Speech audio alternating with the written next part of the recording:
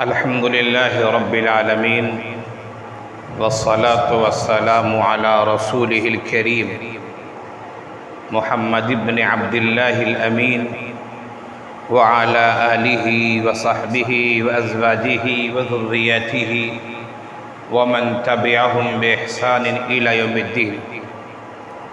أما بعد، فإن النبي صلى الله عليه وسلم علمنا عدة أمور منها كما أخرجه الإمام النسائي رحمه الله في سننه والآخرون أن الرجل جاء إلى النبي صلى الله عليه وسلم وقال: الرجل يأتيني ويريد مالي. قال النبي صلى الله عليه وسلم: ذكره بالله. قال: فإن لم يذكر به. فقال النبي صلى الله عليه وسلم: فاستعن عليه من حولك من المسلمين. قال: فإن لم يكن أحد من المسلمين حولي. فقال النبي صلى الله عليه وسلم: فاستعن عليه بالسلطان. فقال: فإن السلطان عني. فقال النبي صلى الله عليه وسلم في النهاية: قاتل دون مالك حتى تكون من الشهداء الآخرة أو تمنع مالك، أو كما قال عليه الصلاة والسلام. میرے عزیز طلبہ، نوجوان دوستوں اور ساتھیوں اور میرے دینی بھائیوں، اللہ تعالیٰ کو ظلم و زیادتی بالکل پسند نہیں ہے. ظلم ہوتا ہے، اللہ تعالیٰ کو بالکل پسند نہیں ہے. ظلم کے درجات ہوتے ہیں، ظلم کی نوعیتیں اور ظلم کی کیفیتیں ہوتی ہیں، ظلم کے اقسام ہوتے ہیں. پہلے تو یہ سمجھیے کہ ظلم کہتے کسے ہیں. تو ظلم کی تعریف علماء نے، اہل لغت نے جو تعریف کی ہے وہ یہ ہے: وضع الشیء فی غیر محلہ. الظلم وضع الشیء فی غیر محلہ، چیز کو غیر محل میں رکھنا یہ ظلم ہے. آپ کو میں مثالیں دیکھ کر سمجھاتا ہوں. مثال کے طور پر سر پر ٹوپی رہتی ہے، پگڑی رہتی ہے. آپ نے سر سے ٹوپی اتار لی اور آپ نے ٹوپی اور پگڑی کو پاؤں میں پہنا دیا. آپ نے ٹوپی اور پگڑی کے ساتھ ظلم کیا ہے. جوتا اور چپل چاہے وہ جتنے قیمتی ہوں، لیکن جوتا اور چپل پاؤں میں پہننے کے لیے ہوتے ہیں. آپ نے اسے سر پہ رکھا اور پورے محلے میں گھوم رہے ہیں. لوگ آپ کو کیا نام دیں گے وہ تو آپ جانیں، لیکن آپ نے سر کے ساتھ ظلم کیا ہے. اور سب سے بڑا ظلم یہ کہ اللہ تعالیٰ نے یہ کائنات بنائی ہے، انسانوں کو، جناتوں کو، دیگر مخلوقات جتنی بھی ہیں، سب کو اللہ نے پیدا کیا ہے. اور اللہ تعالیٰ نے جناتوں اور انسانوں کو اپنی عبادت کا حکم دیا ہے. اچھے راستے ہی بتائے، برے راستے ہی بتائے، اپنی خوشی بھی بتائی، اپنی ناراضگی بھی بتائی. اب اگر کوئی انسان یا کوئی جنات اللہ تعالیٰ کو چھوڑ کر کسی اور کی عبادت کرتا ہے، اپنی پیشانی کسی اور کے سامنے جھکاتا ہے، وہ کسی اور کے سامنے رکوع اور سجدے کرتا ہے، وہ کسی اور سے منتیں مانگتا ہے، نذر کرتا ہے، تو یہ ظلم ہے، بہت بڑا ظلم ہے۔ اللہ تعالیٰ دنیا میں اسے بدلہ دیں یا نہ دیں، لیکن آخرت میں تو ایسے لوگوں کا ٹھکانہ جہنم ہے، وہ ہمیشہ ہمیں جہنم میں رہیں گے۔ جو اللہ کی عبادت نہیں کرتے، اللہ کی وحدانیت کو نہیں مانتے، اللہ کے بھیجے ہوئے دین یعنی اسلام جو آخری دین ہے، اس دین کو نہیں مانتے، ان کے لیے جہنم کا ٹھکانہ ہے۔ تو میں آپ حضرات سے یہ کہہ رہا ہوں کہ ظلم اللہ کو پسند نہیں ہے۔ یہاں بدلہ نہ دے اللہ، یہاں بھی نتائج ظاہر ہوتے ہیں۔ جو ظالم و جابر حکومتیں ہوتی ہیں یا افراد ہوتے ہیں، دنیا دیکھتی ہے، ان کا نتیجہ بہت عبرتناک ہوتا ہے۔ فرعون ظالم تھا، بہت بڑا ظالم تھا، اس کا انجام کیا ہوا سب لوگ جانتے ہیں۔ نمرود ظالم تھا، بہت بڑا ظالم تھا، انجام کیا ہوا ہم اور آپ سب جانتے ہیں۔ حامان ظالم تھا، قارون ظالم تھا، کیا انجام ہوا ہم اور آپ سب جانتے ہیں۔ ابو لہب اور ابو جہل ظالم تھے، اللہ کے رسول صلی اللہ علیہ وسلم کو، مسلمانوں کو ستاتے تھے، کیا انجام ہوا ساری دنیا نے دیکھا۔ جنہوں نے نہیں دیکھا، تاریخ کی کتابوں میں محفوظ ہے، وہ جان سکتے ہیں، سمجھ سکتے ہیں، پڑھ سکتے ہیں۔ ظلم اللہ کو بالکل پسند نہیں ہے، اور یہ دین جس دین کو ہم اور آپ مانتے ہیں، اس دین نے بھی ظلم کرنے کو حرام قرار دیا ہے۔ ظلم خواہ اپنے بھائی پر کیجیے، اپنی اولاد پر کیجیے، اپنے والدین پر کیجیے، اپنے رشتہ داروں پر کیجیے، اپنے شاگردوں پر کیجیے، غیروں پر کیجیے۔ ظلم ظلم ہوتا ہے، ظلم حرام ہے۔ ایک اگر استاد بھی اپنے طالب علموں کے ساتھ بیجا حرکتیں کرتا ہے، زیادتی کے ساتھ اسے مارتا ہے، یا ایسے کام کرتا ہے جو شرعاً جائز نہیں ہے، روا نہیں ہے، یہ ظلم ہے، وہ حرام ہے، حرام ہے۔ تو شریعت نے ظلم کو حرام قرار دیا ہے، اور اسی کے ساتھ ساتھ شریعت نے ظلم برداشت کرنے کی بھی تعلیم نہیں دی ہے، اللہ یہ کہ خاص حالات ہوں۔ مکہ مکرمہ میں اسلام کا اعلان ہوا، اللہ کے رسول صلی اللہ علیہ وسلم نے اپنی نبوت کا اعلان کیا، اور لوگ جب اسلام قبول کرنے لگے انہیں ستایا گیا، لیکن انہیں صبر کی تلقین دی گئی، اور صبر کے بارے میں کہا گیا ایک خاص ماحول میں خاص وجوہات کی بنا پر۔ وہ ماحول ختم ہوا، پھر اعلان ہو گیا کہ نہیں، مظلوموں کو بدلہ ملنا چاہیے اور مظلوموں کو سامنے آنا چاہیے۔ تو میں یہ کہہ رہا ہوں میرے عزیز طلبہ کہ اسلام نے ظلم کو حرام قرار دیا ہے، خواہ اپنوں پر کیا جائے، خواہ غیروں پر کیا جائے۔ دوسری بات، اسلام نے ظلم کرنے سے شدت کے ساتھ منع کیا ہے، اور ظالموں کا بہت برا انجام بتایا ہے۔ اللہ تعالیٰ اس دنیا میں ظالموں کو ہلاک کرتا ہے، اور جن کے نتائج دنیا میں ہمیں سمجھ میں نہ آئے تو آخرت تو ان کے لیے جہنم کا دروازہ کھلا ہوا ہے۔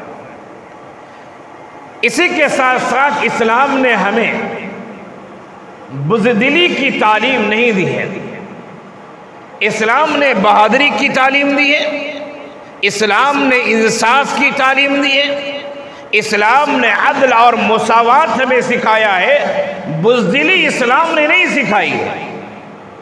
اسلام تو کہتا ہے کہ تمہیں گھبرانے کی ضرورت کیا ہے، تمہیں گھبرانے کی ضرورت کیا ہے؟ اگر تم کسی معاملے میں حق پر ہو غیروں کے ساتھ، اور مسئلہ دین کا ہو، مسئلہ عزت و آبرو کا ہو، ناک کا مسئلہ نہ ہو۔ لوگ ناک کے مسئلے کے لیے بھی لڑتے رہتے ہیں، نہیں یہ کیسے ہو جائے گا، لوگ کیا بولیں گے، لوگ جو بولیں گے بولتے رہنے دیجیے انہیں۔ آپ دیکھیے کہ آپ کا موقف کیا ہے، صحیح یا غلط ہے۔ صحیح موقف ہونا چاہیے تو اس پر انسان کو جمنا چاہیے، اور اگر آپ اپنا حق معاف کر دیں کوئی مسئلہ نہیں، یہ اچھی بات ہے، خوشی کی بات ہے۔ لیکن کوئی آپ کے سر چڑھ جائے اور کوئی ظلم کرے، زیادتی کرے، اور آپ بزدلی دکھائیں، کمزوری کا مظاہرہ کریں، اسلام اس کی تعلیم نہیں دیتا ہے۔ اسلام تو سکھاتا ہے ہمیں کہ ان اللہ اشترى من المؤمنین انفسهم واموالهم بان لهم الجنہ، کہ اللہ تعالیٰ نے ہماری جان کو بھی خرید لیا، ہمارے مال کو بھی خرید لیا۔ یہ جان ہماری نہیں ہے، یہ مال جو ہماری جیب میں جو مال ہوتا ہے وہ مال ہمارا نہیں ہے، اللہ نے دیا ہے، خرچ کرنے کی دیا ہے، اپنے اہل و عیال پہ، اپنے ماتحتوں پہ اور غربا پہ، مساکین پہ، اس مال میں حق ہے۔ اور ہم جب یہ خرچ کریں گے اور ضرورت پڑنے پر ہم اپنی جان اللہ کے راستے میں دے دیں گے، تو اللہ تعالیٰ نے فرمایا کہ ہم نے جان کو، مال کو، دونوں کو خرید لیا ہے، بِأَنَّ لَهُمُ الْجَنَّةِ، کہ ہم اس کے بدلے میں جنت دیں گے۔ مصیبت یہاں آ جاتی ہے کہ ہم سمجھتے ہیں جان تو ہماری ہے، ارے گنوا دیں گے تو مر جائیں گے، مال تو ہمارا ہے، خرچ کریں گے تو ختم ہو جائے گا۔ یہ جو ہمارا ہے، ہمارا ہے، اس تصور نے ہمیں بزدل اور بخیل بنا دیا ہے۔ جان ہماری ہے، لیکن یہ اللہ کی طرف سے یہ جان ہے۔ اگر مسئلہ دین کا ہے، مسئلہ عزت و آبرو کا ہے، مسئلہ عدل و انصاف کا ہے، اسلام کے بارے میں کوئی ایسا مسئلہ ہو تو اس کے لیے اگر جان لگانے کی ضرورت، ہم جان لگانے کے لیے ہمیں تیار رہنا چاہیے، جان قربان کر دینی چاہیے۔ لیکن نہیں، ہم سمجھتے ہیں جان ہماری ہے، مال ہمارا ہے، خرچ کیسے کریں؟ تو اس بات کو اچھی طرح اپنے ذہن و دماغ میں بیٹھا لیجئے کہ جان اللہ کی جانب سے، مال بھی اللہ کی جانب سے۔ جان ضرورت پڑے گی تو ہم اللہ کے راستے میں قربان کریں گے، اللہ ہمیں جنت دے گا۔ مال ہم خرچ کریں گے اللہ کی مخلوق پہ، اللہ اس کے بدلے میں ہمیں جنت دے گا، یہ قرآن کا وعدہ ہے۔ تو اسلام نے ظلم کو حرام قرار دیا ہے، اسلام نے بزدلی نہیں سکھائی ہے، اسلام نے عدل و مساوات کی تعلیم دی ہے، اور اسلام نے بہادری کی تعلیم دی ہے۔ میں نے ایک حدیث آپ کے سامنے ابھی خطبے میں پڑھی ہے، اس حدیث کا مفہوم میں آپ کے سامنے بتانا چاہوں گا۔ ایک صحابی ہے، وہ اللہ کے رسول صلی اللہ علیہ وسلم کے پاس تشریف لاتے ہیں اور کہتے ہیں، اللہ کے رسول صلی اللہ علیہ وسلم، ایک آدمی میرے پاس آتا ہے، الرجل یأتینی ویرید مالی، ایک آدمی میرے پاس آتا ہے اور میرا مال چاہتا ہے۔ مال چاہنے کا مطلب یہ نہیں کہ وہ ہمیں تعاون مانگ رہا ہے، مدد مانگ رہا ہے، مدد کرنی چاہیے، تعاون مانگ رہا ہے، تعاون کرنا چاہیے، لیکن یہ نہیں ہے۔ حدیث کا پس منظر، حدیث کی پوری عبارتیں ہمیں بچا رہی ہے کہ الرجل یأتینی ویرید مالی، ایک آدمی میرے پاس آتا ہے اور میرا مال چاہتا ہے، یعنی زبردستی میرا مال چھیننا چاہتا ہے۔ میرا گھر ہے، ایک آدمی آتا ہے میرے گھر پر زبردستی قبضہ کرنا چاہتا ہے، ظلماً قبضہ کرنا چاہتا ہے۔ ایک آدمی میرے پاس آتا ہے، میرے مال کو، میری دولت کو لوٹ لینا چاہتا ہے۔ اگر ضرورت مند ہے وہ، تو ہمیں تو تعاون کرنے کی اسلام نے تعلیم دی ہے، ہمیں تو اسلام نے تعلیم دی کہ ہم بھوکے رہ جائیں، دوسروں کو کھلائیں اور دوسرا کھائے، اس کا پیٹ بھرے، تو ہمیں خوش ہونا چاہیے کہ ہم بھوکے رہے تو رہے، اللہ کی کوئی دوسری مخلوق کے پیٹ میں غذا تو گئی، ہم اندر سے پریشان ہوں، لیکن ہماری وجہ سے کسی کے چہرے پر مسکراہٹ آ جاتی ہے تو ہمیں خوش ہونا چاہیے، اللہ کا شکر ادا کرنا چاہیے۔ ہمیں تو اسلام نے یہ تعلیم دی، لیکن اس حدیث کا جو مفہوم اور جو بات ہے وہ بتانا چاہ رہا ہوں کہ ایک آدمی آتا ہے، آپ کے ساتھ زبردستی کرتا ہے، آپ کے جیب میں ہاتھ ڈال کر پیسے نکال لینا چاہتا ہے، آپ کے جیب میں ہاتھ ڈال کر زبردستی آپ کی دولت کو چھیننا چاہتا ہے، آپ کی دکان پر حملہ کر رہا ہے، آپ کے گھر کو لوٹ رہا ہے۔ کیا کرنا چاہیے ایسے آدمی کے ساتھ؟ یہ سوال تھا۔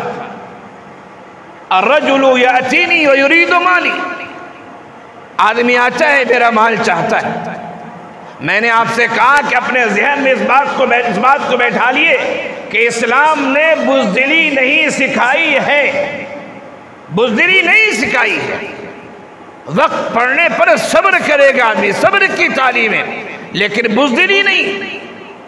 تو اللہ کے رسول صلی اللہ علیہ وسلم نے اس سوال کا جواب دیا، فرمایا فذکرہ باللہ، اسے اللہ کا خوف دلاؤ، اسے اللہ کا واسطہ دے کے نصیحت کرو، اسے سمجھاؤ۔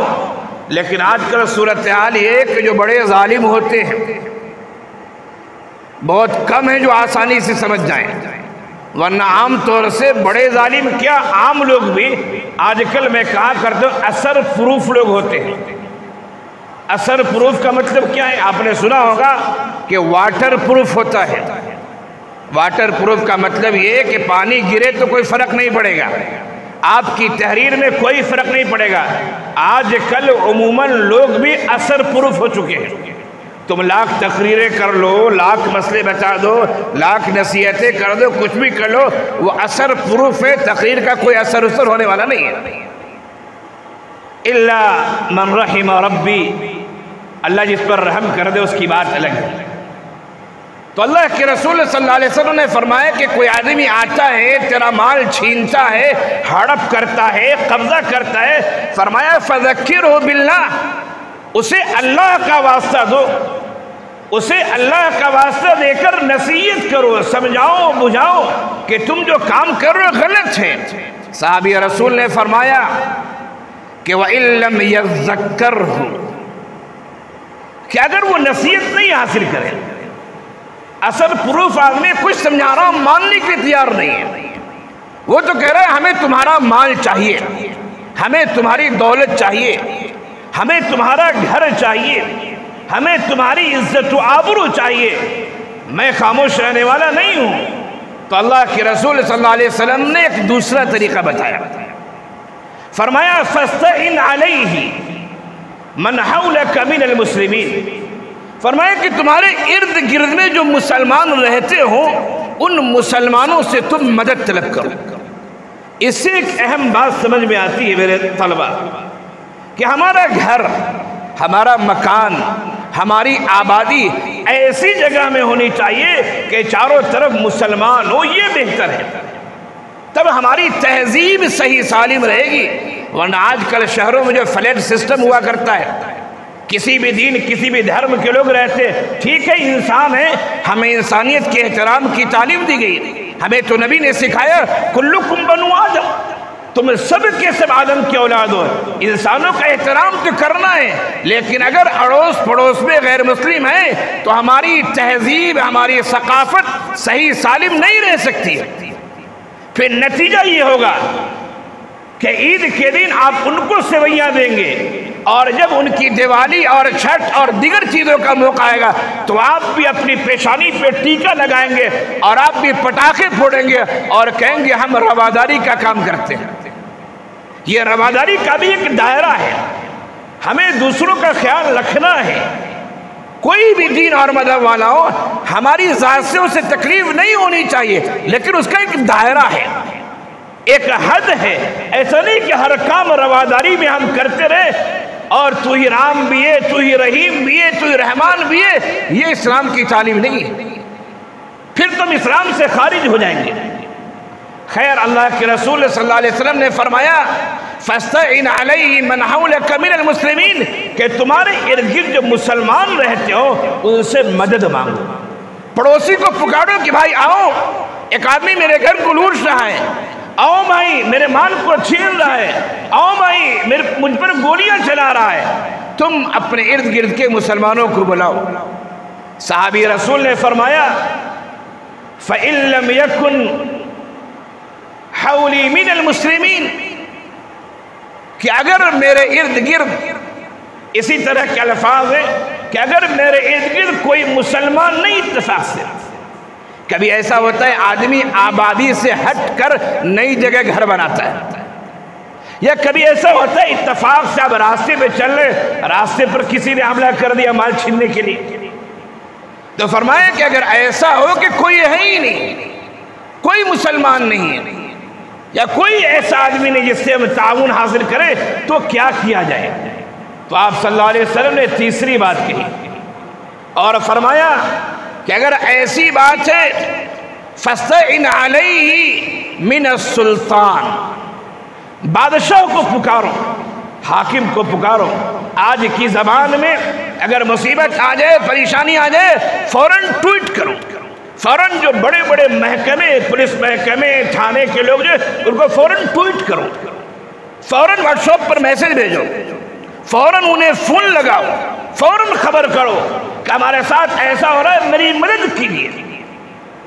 لیکن صورتحال ایسی بھی دیکھی گئی ہے کہ آپ لاکھ پولیس والوں کو فون کرتے رہے، وہ سنی کون سنی کر دیتے ہیں، لاکھ میسجز ڈالتے رہے، ایسا لگتا ہے کہ انہوں نے میسج سنا ہی نہیں ہے۔ حالانکہ حکومت کی ذمہ داری ہوتی ہے، کوئی بھی حکومت کی ذمہ داری ہوتی ہے کہ وہ اپنے رعایا کے مال کی، جان کی، عزت و آبرو کی حفاظت کرے، یہ ہر حکومت کی ذمہ داری ہوتی ہے۔ لیکن آپ میسجز کر رہے، حکومت نہیں سن رہی ہے، آپ جا رہے ہیں تھانے میں رپورٹ لکھا رہے، پولیس رپورٹ نہیں لکھ رہی ہے۔ اور ہندوستان جیسے ماحول میں یہ آج کل عام ہو چکا ہے، عام سی بات ہو چکی ہے۔ اب کیا کیا جائے؟ صحابہ رسول نے فرمایا فَإِنَّا عَنِ السُّلْطَانِ، اگر سلطان ہم سے دور ہو، دور ہونے کا مطلب یہی ہے کہ یا تو اس کا ہیڈ کوارٹر دور ہو، یا یہ کہ رابطے کی جو شکلیں ہو سکتی ہیں، رابطے کی کوئی شکل نہیں بن رہی۔ جب رابطے کی کوئی شکل نہیں ہے تو قریب ہونا بھی دوری ہونے کی طرح ہے۔ فرمایا اگر ایسی بات ہے فَإِنَّا عَنِ السُّلْطَانِ، کہ اگر بادشاہ ہم سے دور ہے، میں اپنی بات نہیں پہنچا سکتا ہوں، تو آخری آپشن، چوتھا آپشن، پہلا کیا تھا؟ پہلا آپشن یہ تھا کہ اسے اللہ کا واسطہ دے کر نصیحت کرو، سمجھاؤ، بات کہو، اس کو عزت و آبرو کی اہمیت بتاؤ، جان و مال کی اہمیت بتاؤ۔ نہیں مانتا ہے تو تمہارے ارد گرد جو مسلمان ہیں یا مسلمان کے علاوہ بھی اگر کوئی ایسے ہیں جو انسانیت کا احترام کرتے ہیں، انسانیت کی کاجہ مدد کرتے ہیں، ایسے لوگوں کو بلاؤ۔ لیکن اگر ایسے افراد بھی نہیں ہیں تو فرمایا حکومت وقت کو آواز لگاؤ۔ لیکن حکومت بھی اگر نہ سنے تو اب کیا کیا جائے؟ ایسے آج کل جو ٹویٹ کا مسئلہ ہوتا ہے، ٹویٹر پر وہ باتیں جلدی سنی جاتی ہیں اور ہنگامہ ہو جاتا ہے، اگرچہ آپ کا نقصان ہو جائے لیکن بات بہت دور تک پہنچ جاتی ہے اور ہنگامہ ہو جاتا ہے، اور بسا اوقات فوراً حکومت ایکشن لیتی ہے۔ خیر صورتحال یہ ہے کہ حکومت نے سنی کو انسنی کر دیا ہے، اب کیا کیا جائے؟ مسئلہ عزت کا ہے، مسئلہ مال کا ہے۔ اللہ کے رسول صلی اللہ علیہ وسلم فرمایا فَقَاتِلْ دُونَ مَالِكَ، فَقَاتِلْ دُونَ مَالِكَ حَتَّى تَكُونَ مِنْ شُهَدَاءِ الْآخِرَةِ أَوْ تَمْنَعَ مَالَكَ۔ اگر یہ تینوں آپشن کام نہیں کر رہے ہیں تو آخری آپشن ہے کہ اپنی عزت کے لیے، مال کے لیے، گھر بار کے لیے حفاظت لڑ پڑو۔ اب دو صورتیں ہوں گی، یا تو تم مرو گے یا مارو گے۔ اگر تم مر جاتے ہو تو گھبرانے کی بات نہیں، تم آخرت کے شہداء میں شمار کیے جاؤ گے، اور اگر تم زندہ رہتے ہو تو اپنے مال کو بچانے والے ہو گے۔ یہ جو بات میں نے کہی یاد رکھی اچھی طرح۔ بعض لوگ آج کل جو باتیں آتی یوٹیوب وغیرہ پر، بعض لوگ اس کو کاٹ چھانٹ کے غلط مفہوم نکال لیتے ہیں۔ میں نے جو پوری تقریر کی ہے، اس تقریر کا خلاصہ یہ کہ یہ بات دفاعی کہی گئی، اقدامی نہیں کہ کسی کو اٹھائے پتھر مار دے اور کسی لڑنے، ایسا نہیں۔ دفاعی، ہم پر کوئی حملہ کر رہا ہے، ہماری عزت و آبرو کو چھیڑ رہا ہے، ہمارے ماں بہنوں کے ساتھ ناروا سلوک کر رہا ہے، ہمارے گھروں کو لوٹ رہا ہے، ہمارے بیک بیلنس کو لوٹ رہا ہے، ہماری دولت کو لوٹ رہا ہے، تو ہمیں دفاع کرنے کا حق ہے۔ سب سے پہلی بات نصیحت کریں، اثر پروف ہے، نصیحت پروف ہے۔ نمبر دو، اپنے ارد گرد کے لوگوں کو آواز لگائیں، اتفاق سے ارد گرد کوئی نہیں ہے۔ نمبر تین، حکومت کو آواز دیں، اگر حکومت بھی نہیں سنتی ہے تو جان پر بازی لگائیے اور اپنی عزت و آبرو کے لیے یا تو اپنی جان کو قربان کر دیجئے یا اپنی جان کو بچا کے اپنی عزت کو محفوظ کر لیجئے۔ یہ اقدامی بات نہیں ہے، ورنہ کہیں مولوی صاحب تو لڑنے کی بات کر رہے تھے، مولوی صاحب کہہ رہے تھے لڑ جاؤ، مولوی صاحب لڑنے کی بات نہیں کر رہے، مولوی صاحب دفاع کرنے کی بات کر رہے ہیں۔ اور یہ دنیا کا ہر قانون کہتا ہے، یہ تعلیم تو اسلام کی ہے، دنیا کا ہر قانون، ہر ملک کا یہ قانون کہتا ہے کہ تم پر کوئی بلا وجہ اگر حملہ کرے تو تم بھیگی بلی مت جاؤ۔ تم یہ نہ کہہ دو کہ لو بھائی گردن کاٹنا چاہے تو لو میری گردن کو کاٹ لو، ایسا نہیں۔ دنیا کا ہر قانون، ہر ملک کہتا ہے کہ بزدلی دکھانے کی ضرورت نہیں ہے، ورنہ آج تم نے بزدلی دکھائی، وہ ظالم اور قاتل کا حوصلہ بڑھے گا، کل کسی اور پہ وہ حملہ کرے گا، کل کسی اور کو مارے گا وہ۔ لہذا بزدلی مت دکھاؤ، اپنی دفاع کے لیے، اپنی حفاظت کے لیے ٹکر لے لو، جان چلی جائے گھبراؤ مت، جانا سب کو ہے۔ اگر اس وقت تم مارے جاتے ہو عزت کی حفاظت پہ، مال کی حفاظت پہ، تو تم آخرت کے شہداء میں شمار کیے جاؤ گے، اور عام موت تمہاری ہوگی، وہ عام موت ہوتی ہے، اس میں کوئی اعزاز اور افتخار کی بات نہیں ہے۔ تو دوستو، اسلام نے دفاع کرنا سکھایا ہے، بزدلی نہیں سکھائی ہے۔ صبر کی جگہ پر صبر کیا جائے، ایسا نہیں کہ بزدلی کا نام آپ صبر دے دیں تو پھر یہ بہت غلط بات ہو جائے گی اور بہت بری بات ہوگی۔ تو دفاعی طاقت ہمیں پیدا کرنی چاہیے تاکہ اپنی عزت، اپنے گھر بار، اپنے مال کو بچا سکیں۔ اللہ تعالی ہم سب کو کہنے سننے سے زیادہ عمل کی توفیق عنایت فرمائے۔